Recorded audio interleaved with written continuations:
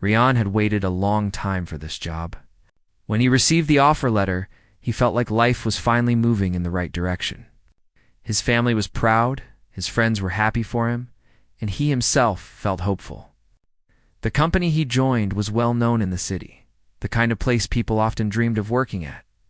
He had always imagined that once he stepped into a proper office environment, everything would feel professional, fair, and respectful. But reality didn't match his imagination, not because of the company itself, but because of one person. From the very first week, his supervisor, Ms. Keller, behaved in a way he did not expect from someone in a leadership role. On the first day, she barely looked at him. She just pointed towards an empty desk and said, "That's your seat." No welcome, no introduction, not even a smile. Rian ignored it at first. Maybe she was stressed.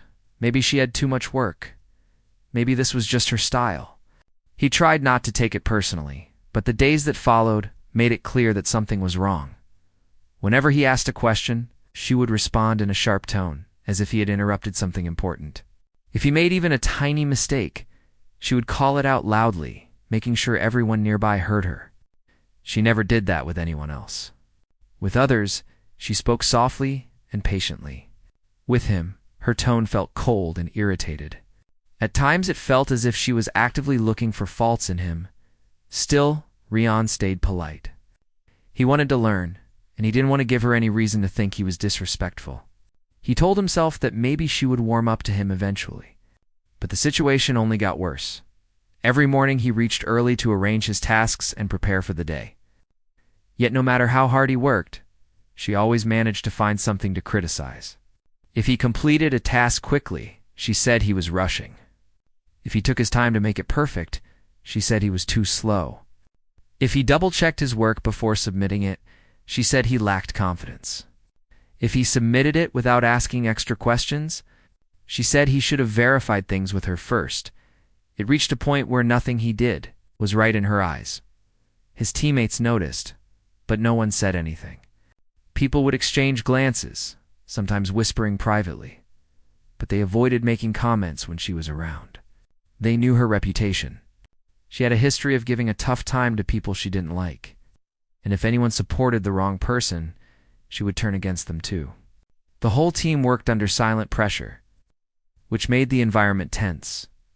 One afternoon, during his second month on the job, she gave him a task that wasn't even related to his position. It was something meant for a different department, sorting files and labeling things that had nothing to do with his expertise. But when he hesitated and gently reminded her that this wasn't part of his role, she looked at him with narrow eyes and said, "Do you want to work here or not?" That sentence stayed in his mind long after he completed the task. He wanted to speak out.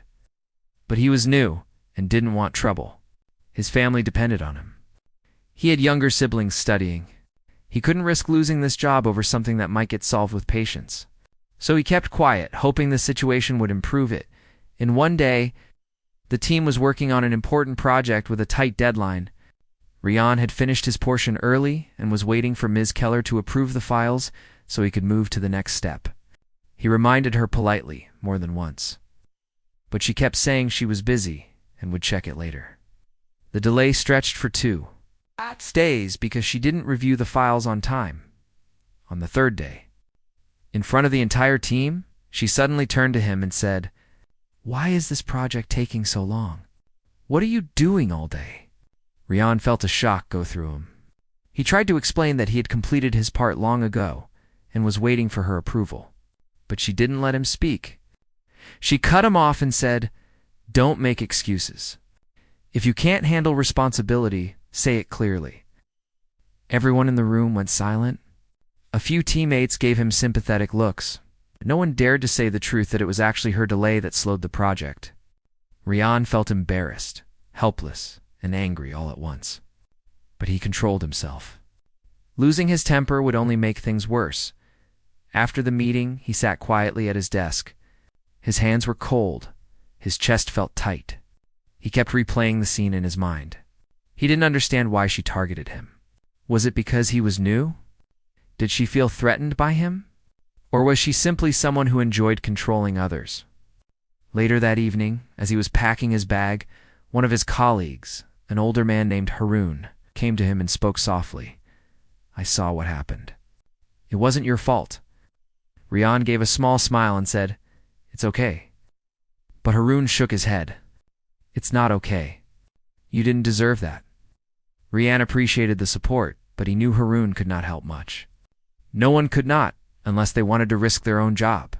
So he kept his feelings to himself.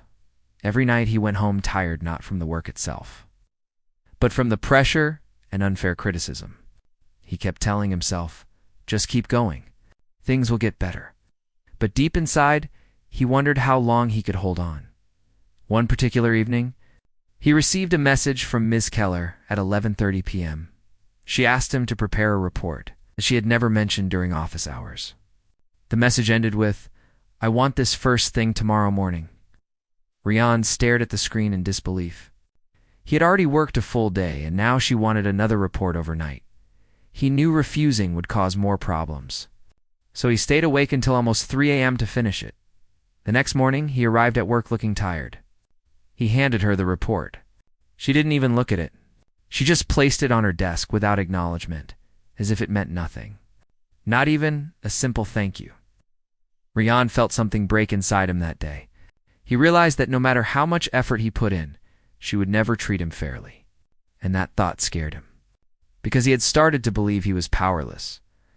But even in all this negativity, he tried to stay kind. He helped his teammates whenever they needed something. He greeted everyone with respect. Some colleagues even started approaching him privately to say things like, "You're doing good work," or "Don't let her get to you." Their words didn't change his situation, but they gave him a tiny bit of strength. One afternoon, the team had a major meeting with managers from different departments. Everyone was tense because it was an important event. People wanted to present their work confidently. Rian had prepared well and was hoping for a chance to speak, but during the meeting, before he could share his part, Ms. Keller interrupted and said loudly, "He still struggles with basic tasks. I'm handling his work for now." The room went silent again. Rian froze. It wasn't true, not at all. He had completed all his tasks properly, and he had proof of it. But at that moment, he felt too shocked to defend himself. And Ms. Keller spoke in such a confident tone that others might have believed her. The managers didn't question her. They simply moved forward with the meeting. Afterward, as everyone left the room, Rian sat still for a few moments, staring at the empty chairs. His mind felt blank. He wasn't just upset, he felt humiliated. Her words weren't just criticism. They were meant to break his reputation. And that was the moment he realized something very important. Staying silent was no longer helping him. It was only giving her more power to treat him unfairly. He had been patient enough. He had tolerated enough. If he didn't speak up now, things would only get worse. But he didn't know how to speak up or whom to trust. He didn't want to act out of anger and lose control. He didn't want to make the wrong move. So he sat quietly at his desk thinking. Later that evening, as most people left the office, another colleague, a woman named Riva, stopped by his desk. She looked at him kindly and said, "You handled yourself well today. But you shouldn't let this continue.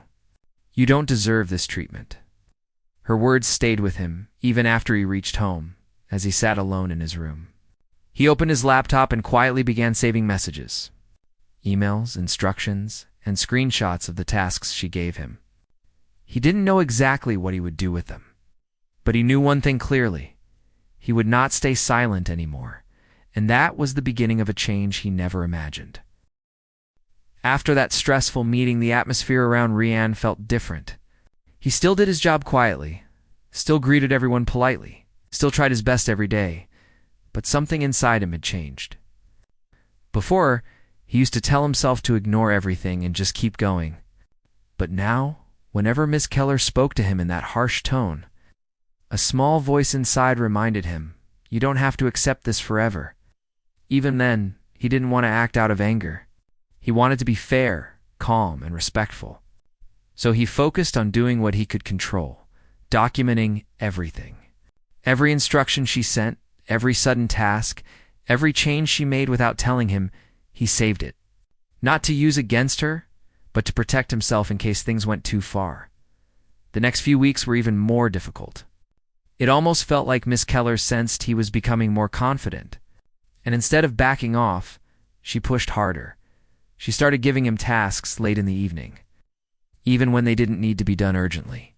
Sometimes she would send a message after office hours saying, "I need this by tomorrow morning," without considering that he had already worked a full day. When he delivered the task, she acted as if it wasn't a big deal, as if staying awake till 2 or 3 a.m. was completely normal. One Friday evening, when most employees were looking forward to the weekend, she called him to her desk. Her tone was serious, almost dramatic. "I want you to prepare a full report on the last 3 months' performance," she said. Rian blinked. That was a huge task. "When do you need it?" he asked politely. She didn't even look up. Monday morning, felt his chest tighten. That meant he would have to work the entire weekend. He could have refused. He could have asked for more time, but he knew how she would react. She would twist his words and say he wasn't cooperative or committed, so he nodded and said, "Okay, I'll do it." He spent the next 2 days sitting at his small desk at home, staring at spreadsheets and charts. His family kept asking him to take a break, to rest, to eat properly, but he barely listened. By Sunday night, he was exhausted. His eyes burned from staring at the laptop screen, and his head felt heavy. But he pushed himself to finish. On Monday morning, he handed her the completed report. She flipped through a few pages, didn't say a word, closed it, and pushed it aside. No appreciation. No acknowledgement of the effort, nothing. Rian walked back to his desk with a heavy heart, but not with regret. At least he knew he was doing his part the right way. However, Ms. Keller didn't stop there. One day she assigned him a task verbally, but didn't send any written instructions. Later, when he completed it exactly the way she said, she got angry and claimed she never told him to do it like that. She said he misunderstood everything and created a mess. Rian didn't argue. He simply opened his phone, where he had quietly recorded the notes right after she gave him the instructions. He didn't play it for her, but he knew he wasn't wrong. That gave him a small sense of relief. It reminded him why he started saving everything. Another time, she scheduled a meeting and sent him the wrong time an hour later than the actual one. When he walked into the room, she said loudly, "Why are you always late?" He wanted to defend himself, but he stayed calm. He didn't want to fall into her trap. Later, he checked the message again and saved it as evidence. His teammates noticed how she treated him and started giving him small hints of support. One of them, a soft-spoken guy named Ion, whispered to him one day, "She's doing this on purpose. You're not imagining it." Another teammate, a woman named Riva, often asked him softly, "Are you okay?" And sometimes another colleague left him small notes like, "You're doing great," just to encourage him. These little acts of kindness meant more than words could express. They reminded him that he wasn't alone. But Ms. Keller's behavior didn't stop affecting the team. The work environment became tense. People were afraid to ask questions. They worried about making mistakes. Some avoided speaking openly in meetings because they didn't want to risk being embarrassed in front of others, even though she targeted Rian the most. Her attitude cast a shadow over everyone. One afternoon, the team had to prepare a presentation for a senior manager who was visiting from another branch. This was a chance for the team to show their strengths. Everyone worked hard to make it perfect. Ion's section was ready before time, and he double-checked every detail. He practiced his part again and again in front of his computer screen at home. He wanted to do a good job not for her, but for himself. But on the day of the presentation, something unexpected happened, just minutes before they were supposed to go in. Ms. Keller walked up to him, glanced at the printed slides in his hand, and said, "You won't be presenting. I'll handle it." Rian looked up in surprise. "Is something wrong with my part?" he asked. "No," she said flatly, "but you're not ready."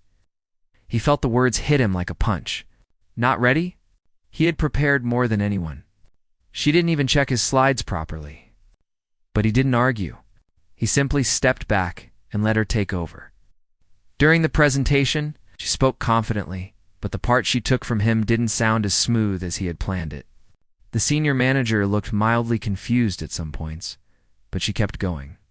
When the meeting ended, she walked out with her head high. As if she had done something impressive, Rian just stood quietly behind the group, holding his rolled-up slides. The disappointment sat heavy in his chest. Later in the day, Taya, one of the assistants from another department, approached him and said, "I saw your slides earlier when they were being printed. They looked good. I wish you had presented." That one sentence filled him with mixed emotions: gratefulness that someone noticed, and sadness that his effort was dismissed so easily. But the worst moment came the following week. The company had arranged a small lunch event where different teams shared their monthly achievements.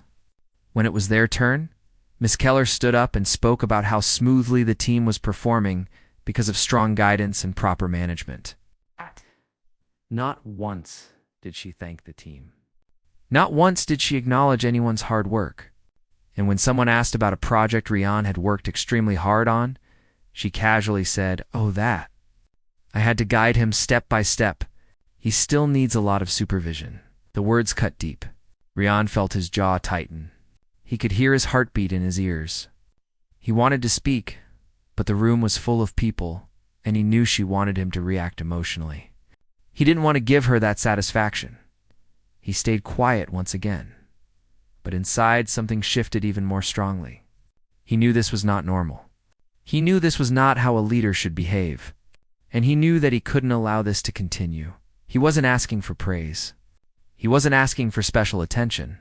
All he wanted was basic respects, something every employee deserved. That evening, after he reached home, he opened his laptop and started organizing all the files, screenshots, and messages he had collected. He placed everything in folders. He labeled them by date. He made copies. He didn't want to misuse anything. He only wanted to create a clear picture of what he had gone through as he was doing this. He remembered the words Riva had said earlier that week: "You don't deserve this treatment." Maybe she didn't know how much those words meant to him, but they gave him strength. Strength to stay calm. Strength to stand his ground. Strength to prepare for whatever was coming next. A few days later, during a team meeting, Miss Keller once again accused him of being careless. This time, though, something was different. Rian didn't look down. He didn't shrink into his chair. He simply met her eyes calmly, without fear, and for the first time, she looked slightly unsettled. That gave him even more courage. One late afternoon, when most of the team had left, Haroon approached him again. He looked around carefully to make sure no one was listening, he said quietly. "The company is planning a leadership audit soon." Rian looked at him in surprise. "Leadership audit?" "Yes," Haroon nodded. "A proper review of how managers handle their teams. It happens once in a while. It's confidential. And this time, I think they're taking it very seriously." A small spark of hope lit inside Rian. Haroon patted his shoulder gently and whispered, "When the time comes, don't be afraid to tell the truth." Those words stayed with him all night. He didn't know when the audit would happen. He didn't know how it worked. But he did know one thing. When the company finally looked into the team's environment, they would see the truth. And for once, the truth would not be in Miss Keller's favor. For the first time in many months, Rian felt a quiet sense of determination. He was still the same gentle, respectful person, but now he had a plan. A silent plan. A strong plan. A fair plan. And it was only a matter of time before everything began to change. The news of the leadership audit spread quietly around the office over the next few days. People talked about it in whispers near the coffee machine in the hallways or when Ms. Keller wasn't around. Everyone knew what it meant finally. Someone from the higher level would be looking closely at how managers behaved, how teams were treated. For most employees, it was a chance for improvement, but for Rian, it felt like a lifeline. Even then, he didn't want to rely on luck or rumors. He had learned one thing from his time under Ms. Keller. Nothing changed unless he made an effort himself. So he continued doing his work with full dedication, while quietly building his folder of evidence. Not because he wanted to harm her, because he wanted to protect himself and show the truth. One morning, the first sign of the audit became clear. An email arrived from the HR department announcing that internal interviews would be conducted over the next 2 weeks. The email said that the purpose was to understand employee experiences, improve workplace culture, and strengthen leadership practices. The moment people read it, the entire office felt different. Some employees looked relieved, some looked nervous, and some looked hopeful. But one person looked uncomfortable: Ms. Keller. She walked around the office more stiffly than usual. She spoke less. She avoided unnecessary conversations. She even tried to act unusually polite for the first time. She asked the team if they needed help or if everything was clear. She suddenly started saying things like, "Let's work together on this," or "Great job, team." The change was so sudden that almost everyone found it strange. For Rian, it was even more confusing. The same woman who used to scold him for no reason was now speaking in a soft tone. She even smiled at him once, which felt unnatural and forced. He didn't react. He continued working calmly, not showing any anger or fear. He knew the audit wasn't something she could control.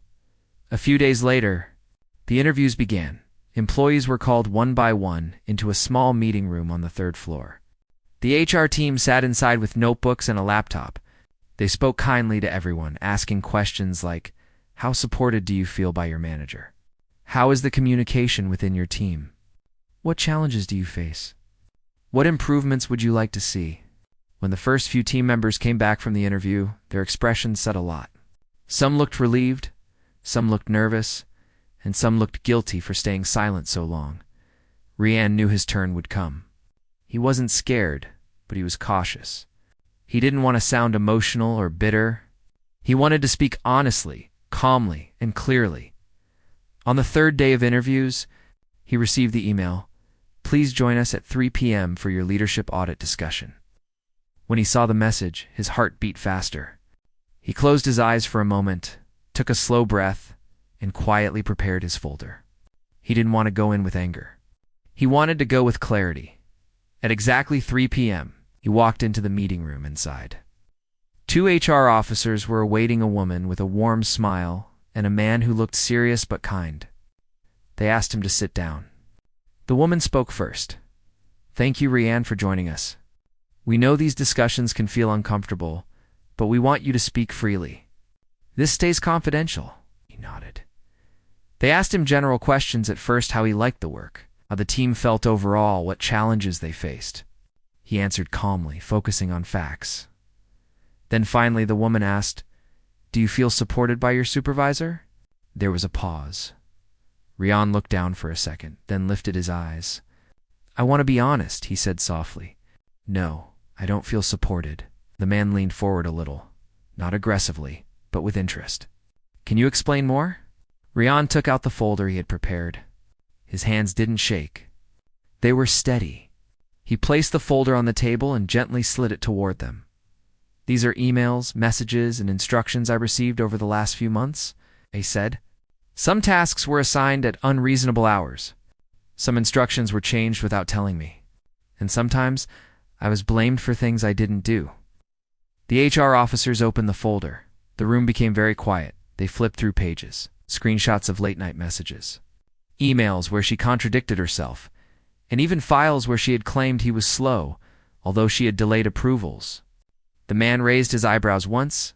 The woman pressed her lips together in concern. They didn't interrupt him. They just listened. One time Rian continued softly. She said, "I wasn't serious about my work in front of managers, even though I had completed my tasks earlier than required." She never checked my work before saying that. They nodded, taking notes. Another page showed a message sent at midnight demanding a report by morning. Another showed a meeting time she sent incorrectly, causing him to appear late. Another showed a task that she later denied assigning. He didn't exaggerate anything. He didn't add emotional comments. He simply stated what had happened, one fact at a time. After he finished speaking, the woman closed the folder gently. "Did you ever talk to her about how this made you feel?" she asked. Rian shook his head. "I tried to be respectful. I didn't want to create trouble. She is my supervisor, and I thought maybe I just needed to work harder. But no matter what I did, the treatment didn't change." The man leaned back in his chair and said quietly, Thank you for being honest. This is very important, and you have presented everything in a professional way." For the first time in months, Rian felt seen. He felt heard. He felt understood. The woman added, "We appreciate your patience. We want you to know that what you have shared will be taken very seriously." Rian nodded. He wasn't expecting anything in return. He wasn't seeking revenge. He simply wanted fairness. Before he left, the man asked one final question. "If there's one thing you want to change in your work environment, what would it be?" Rian thought for a moment and said, "I want a place where people can work without fear, where mistakes are corrected, not used to embarrass someone, and where respect is given to everyone, not just a few."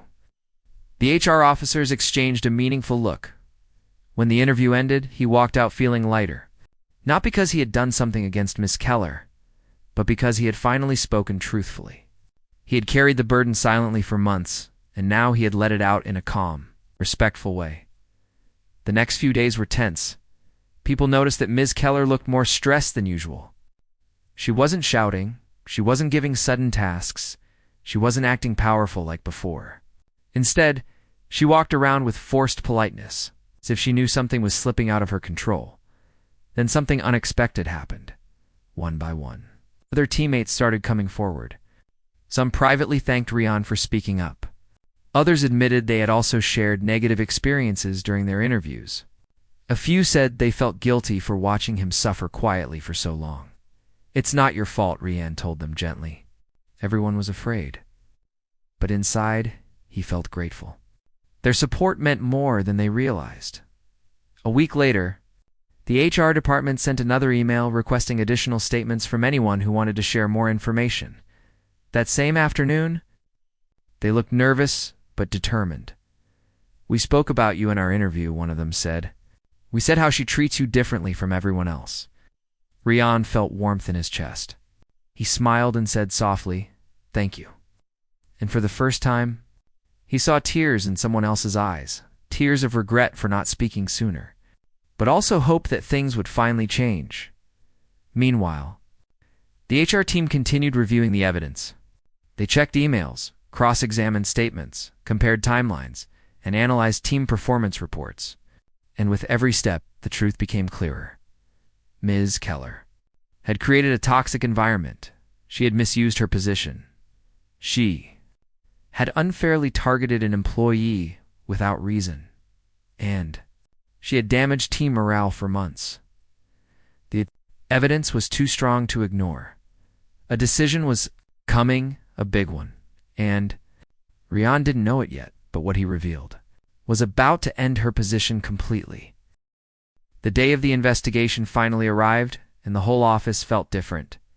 Usually, mornings were filled with the sound of people chatting near the coffee machine, printers running, and chairs sliding across the floor.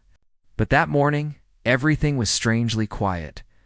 People walked slowly, whispered instead of talking, and avoided eye contact, as if they were afraid to be noticed. It felt like the air itself was waiting for something to happen. He walked into the building as calmly as he could, though his heart was beating faster than usual. He wasn't nervous about the investigation itself. He knew his work was honest and clean, but still. The tension in the office was impossible to ignore. He took a slow breath and reminded himself why he had come this far. He wasn't doing this to destroy someone. He was doing it because fairness mattered, and because staying silent would have allowed the unfair treatment to continue. When he reached his desk, a few coworkers gave him small nods of support. These were people who had seen the way the supervisor treated him and others. They never said much before, but now their quiet nods said everything we're with you. That silent support gave him a little more strength. A message soon popped up on his screen, calling him to the meeting room. The investigation panel had arrived. He stood up, straightened his shirt, and slowly walked down the hallway. As he pushed open the door, he noticed the investigator sitting with a calm and professional expression. On the opposite side of the table sat the supervisor, stiff and uncomfortable, her lips pressed tightly together. She didn't look confident anymore. Instead, she seemed nervous, as if she finally realized that her actions had consequences. The investigator started with simple questions. They asked about his daily responsibilities, his tasks, and how long he had worked there. He answered everything honestly and clearly. Then the questions became more direct. They asked him how the supervisor treated him when the unfair behavior began and how it affected his work. He explained everything slowly, without exaggeration. He didn't want to attack anyone or make the situation bigger than it was. He just wanted to tell the truth, exactly as it happened. He told them how she dismissed his ideas without listening, how she took credit for his work, how she blamed him for small mistakes, even when he had followed instructions exactly. He told them about the unfair warnings she gave him without proper reason. Every time he spoke, the supervisor shifted in her chair, avoiding eye contact. It was clear that she didn't expect him to explain things so calmly and with evidence. Then came the moment he knew it would change everything. The investigator asked if he had any proof of what he claimed. He opened his folder and placed neatly organized documents on the table. These included emails, work logs, reports, and messages that showed how he completed tasks, how she altered instructions after the fact, and how she spoke to him unprofessionally. The investigator read each document carefully. The more they read, the more serious their expression became. One particular email stood out. It showed the supervisor asking him to complete a task in a specific way. Later, she accused him of doing it incorrectly, even though he followed her written instructions exactly. The contradiction was impossible to deny. The investigator placed the papers down and looked directly at the supervisor. "Would you like to explain this?" they asked. The supervisor's face turned pale. She tried to speak, but her voice cracked. She started giving excuses, saying she was misunderstood, that she didn't remember sending that email, or that things were taken out of context. But the investigator didn't look convinced. Every excuse she gave seemed weaker than the last. After some time, the investigator asked him to step outside while they spoke to her privately. He walked out of the room and waited in the hallway. Minutes felt like hours. He could hear faint voices from inside the room, some calm, some tense, but he didn't try to listen. He just sat quietly and watched the clock on the wall. 20 minutes later, the door opened, and the supervisor walked out. Her face looked defeated. She didn't look at him as she passed. She went straight to her office and shut the door. A moment later, he was called back inside. The investigator thanked him for his patience and informed him that the evidence he provided was clear and strong. They told him his work record would be restored. The unfair warnings would be removed and his position in the company was secure. They emphasized that no employee deserved to be treated unfairly, and his courage to speak up would help create a better environment for everyone. He felt a wave of relief wash over him. It wasn't joy, but a calm feeling of justice. He thanked the investigator respectfully and left the room quietly. When he returned to his desk, some coworkers looked at him, hoping for some sign of what had happened. He simply gave a small nod, and they understood.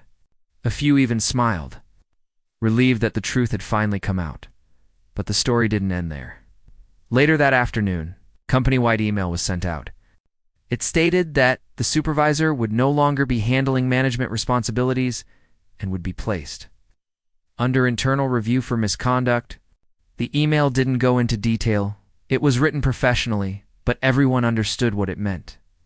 People began whispering, surprised that after months of fear and silence, someone finally stood up. And because he spoke up, the company took action. Hours passed, and the office atmosphere slowly shifted. People looked more relaxed. Conversations seemed lighter, and the tension that once filled the building seemed to fade. It was as if everyone could finally breathe again. Before leaving the office for the day, he packed his belongings calmly. As he headed toward the exit, one coworker stopped him. This coworker was normally quiet and didn't talk much, but today, he spoke softly with gratitude. "Thank you," he said. "You didn't just stand up for yourself. You stood up for all of us." He didn't know what to say at first. He just smiled and nodded. He had never seen himself as someone brave. He always preferred to avoid conflict. But sometimes, life pushes people into situations where staying silent becomes heavier than speaking up. The next day, he received an invitation to meet with senior management. He entered the room with a calm mind. The senior team thanked him for bringing the issue forward responsibly, for being patient, and for handling everything professionally. They told him the company planned to introduce new policies for fairness and transparency. They even offered him additional training opportunities and a chance to take on new responsibilities in the future. He left the meeting feeling proud, not of defeating someone, but of standing by the truth. Over the next few weeks, the office changed in small but meaningful ways. People felt more respected. Communication became clearer, and slowly, trust began to return to the team. Even employees from other departments heard the story and admired the courage it took to speak up. The supervisor, meanwhile, was eventually removed from her position.